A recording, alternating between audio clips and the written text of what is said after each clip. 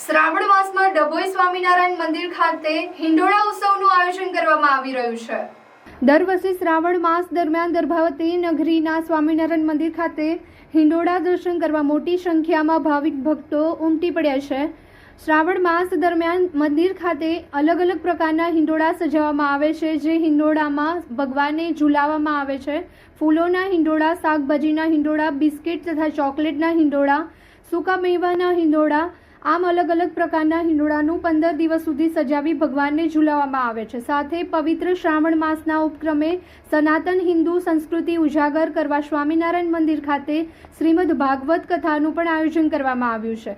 ઘણા વર્ષોથી હિંડોળા દર્શનનું આયોજન મંદિર ખાતે કરવામાં આવે છે અને ચાલુ વર્ષે પણ સૌ હરિભક્તોને શ્રી પુરાણી સ્વામી દ્વારા અપીલ કરવામાં આવી છે કે મંદિર ખાતે કથા વાર્તા સાંભળવા તથા હિંડોળા ઝૂલતા ભગવાનના દર્શન કરવા મોટી સંખ્યામાં હરિભક્તો ઉપસ્થિત રહી દર્શનનો લાભ લેવા અપીલ કરવામાં આવી છે।